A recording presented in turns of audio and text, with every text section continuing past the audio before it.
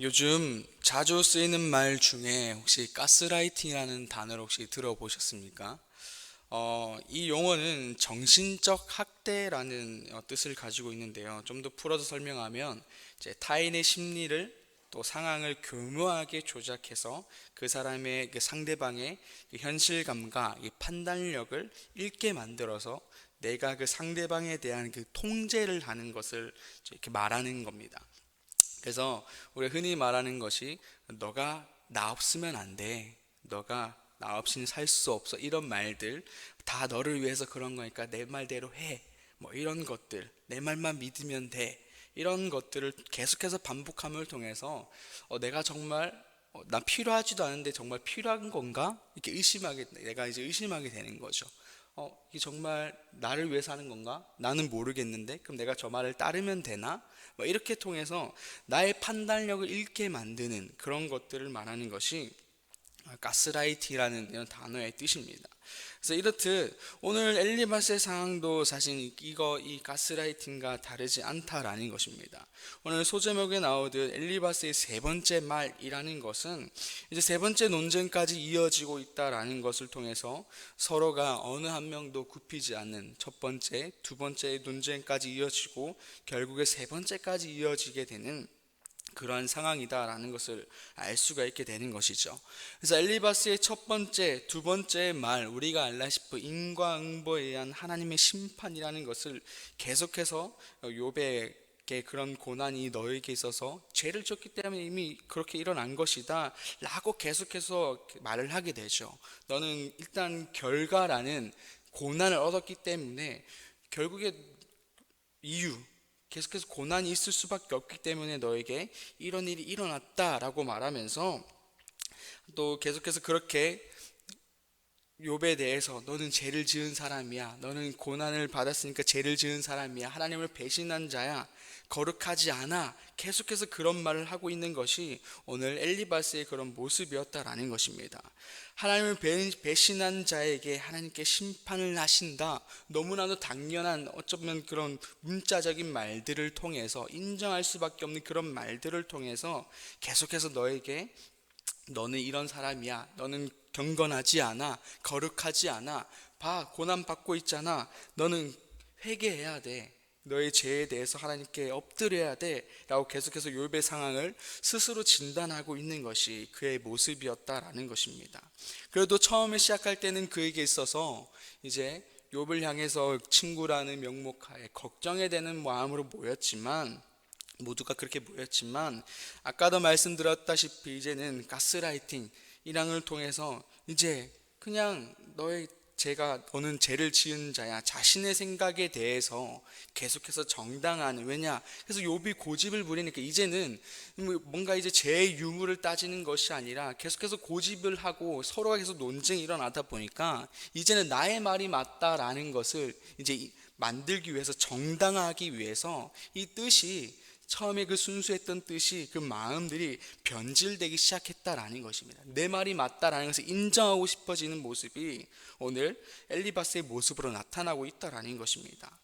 2절에서 3절을 보게 되면은 사람의 지혜나 의로움은 그저 자신에게 유익이 되는 것이지 하나님께 어떠한 영향을 주지 않는다라고 말하고 있습니다. 엘리바스가. 그래서 이것은 하나님은 완전한 존재이기에 우리를 통해서 어떠한 유익을 얻고자 하는 분이 아니다. 그래서 너에게 심판하는 것, 이 고난을 준 것, 너를 통해서 내가 하나님이 뭔가를 취하시는 분이 아니야. 이미 다 가진 분이고 완전한 존재이기 때문에 너의 이 심판을 통해서 하나님이 뭐 얻고자 하는 것은 없다. 그렇기 때문에 너의 이 모습은 그냥 죄 때문에 일어난 거야. 어떤 하나님이 무언가를 얻고자 너에게 있어서 무언가 얻고자 하는 분은 아니야. 그렇기 때문에 이 결과, 이 고난은 너에게 있어서 죄가 있기 때문에 그냥 죄의 유무를 판단하시고 죄가 있기 때문에 너가 이렇게 고난을 받는 것이다. 그래서 심판하신 것이다 라고 말하고 있는 거죠. 결국 너는 죄인이야. 너는 거룩하다 말할 수 있을지도 모르겠고 그런 모습일지 모르겠지만 아니라고 말하고 있고 왜 이 고난이 나에게 일어났는지를 모르고 하나님께 말하고 있지만 결국에 너는 죄인이야. 그래서 너는 죄인이야 라고 말하고 있는 것이 오늘 엘리바스의 모습이다라는 것이죠.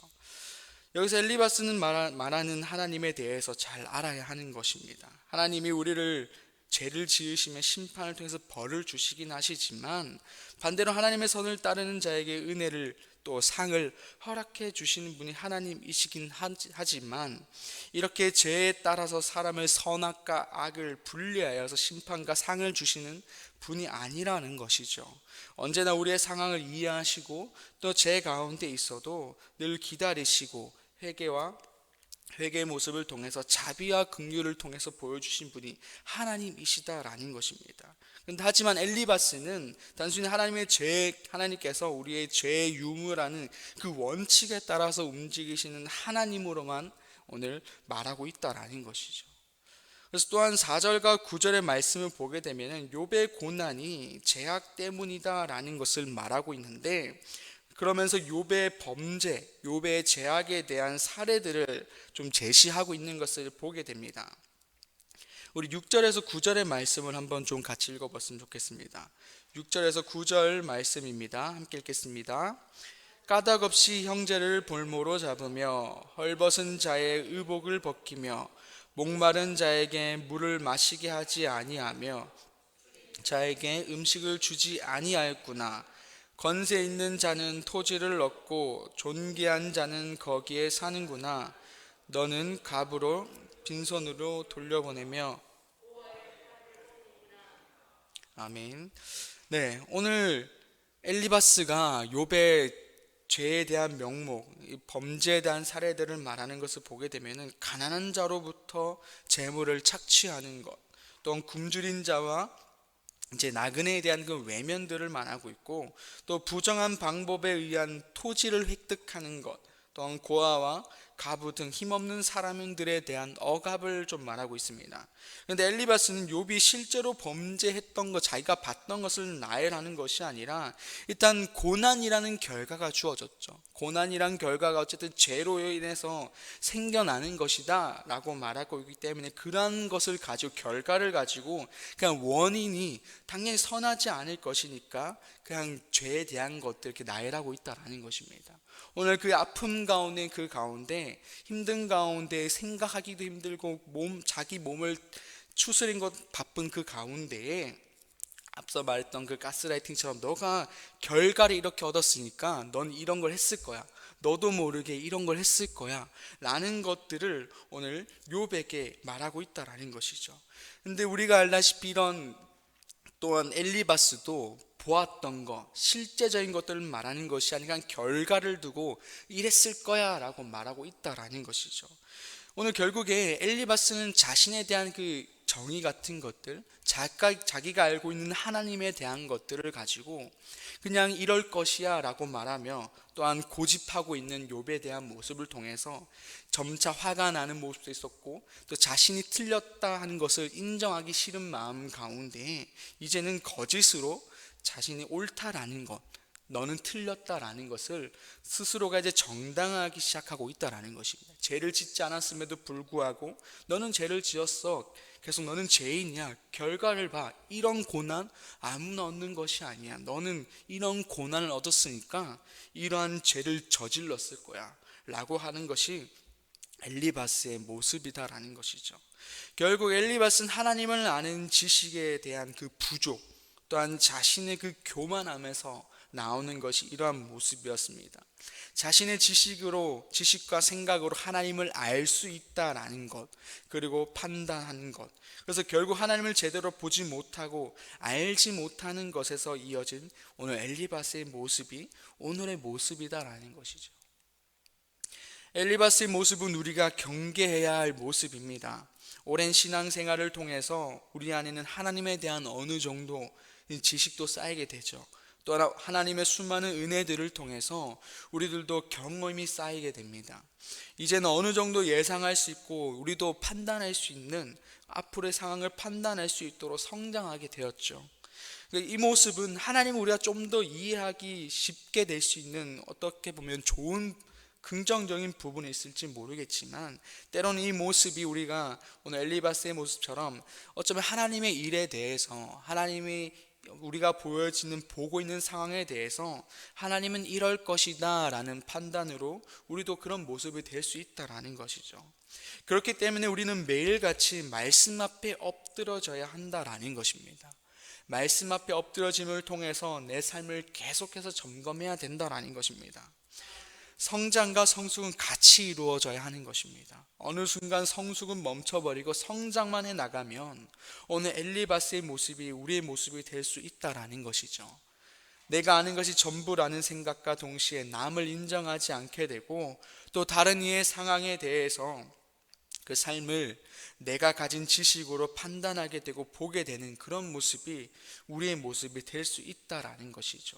또 더 나아가서 엘리바스가 보여준 것처럼 나의 지식을 정당화하기 위해 오늘 이렇게 다른 이에 대한 것들, 거짓을 꾸밀 수도 있고 다른 이의 마음을 상하게 할 수 있는 모습이 우리의 모습이 될 수 있다라는 것입니다.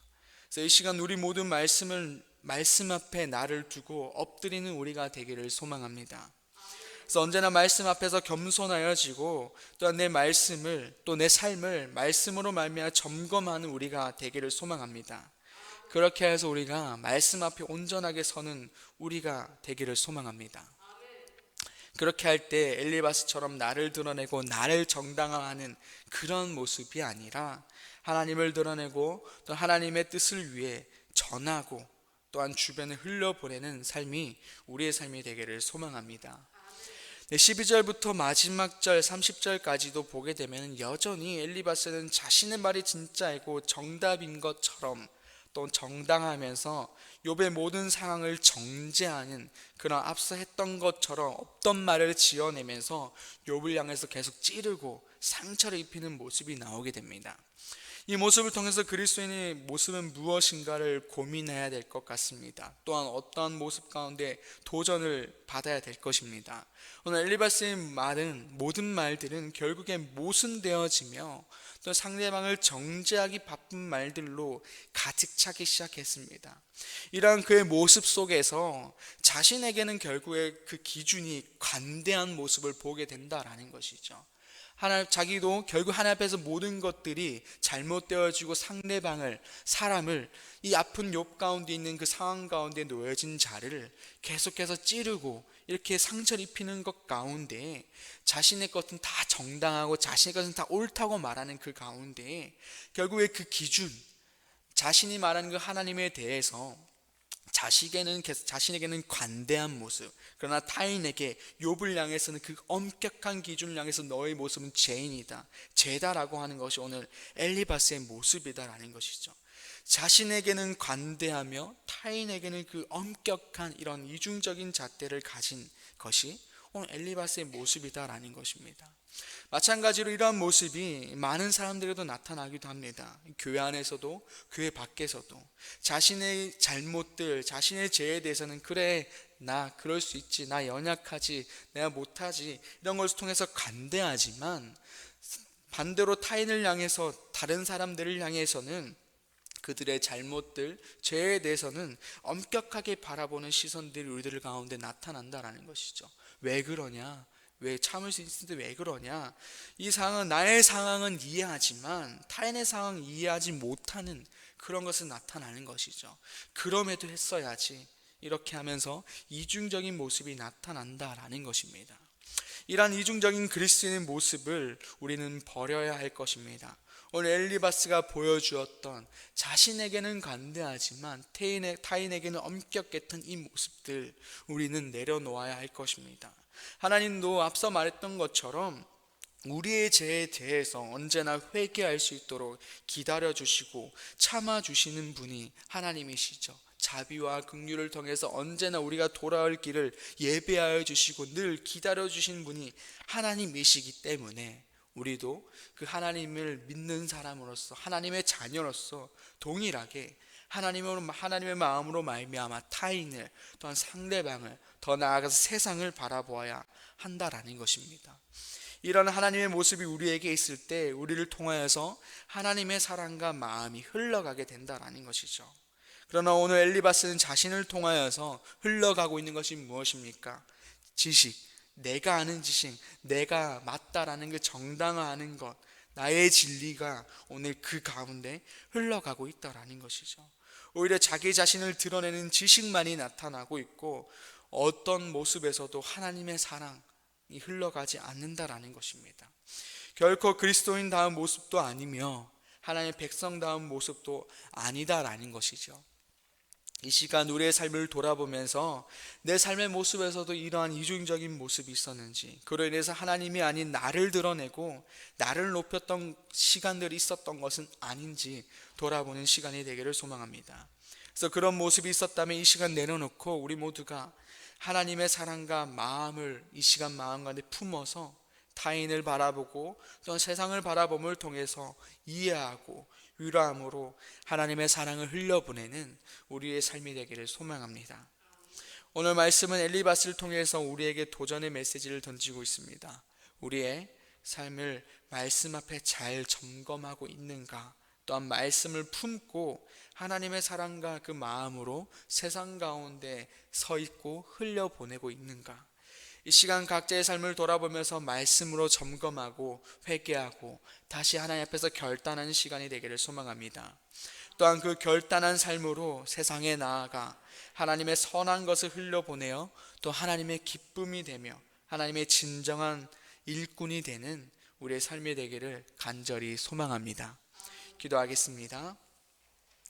아버지 하나님 감사합니다. 오늘 엘리바스의 그 말들을 통해서 또 우리들 가운데 도전하게 하시고 또 하나님의 마음을 우리들 가운데 알게 하시니 감사합니다. 하나님, 우리들 가운데도 말씀 가운데 가까이 하고 있는지를 돌아보게 하여 주시고 또 말씀을 통하여 내 삶을 살아내고 있는지를 점검하게 하여 주시옵소서. 말씀을 통하여 아니라면 모든 것들 내려놓게 해주시고 말씀을 통하여 나의 생각과 또 행동과 말들을 다시 쌓아가는 그런 귀한 시간 되게 하여 주시옵소서. 그렇게 해서 그 말씀 가운데 내가 거하게 해주시고 말씀을 품어서 아버지 우리가 세상 가운데 나아가 이 사람들을 위로하며 또한 이해함을 통해서 하나님의 그 선한 것들을 흘려보내는 하나님의 구원의 역사 가운데 통로로 쓰여지는 그러한 삶이 될 수 있도록 아버지 우리 가운데 함께해 주시옵소서. 감사합니다. 예수님의 이름으로 기도드립니다. 아멘.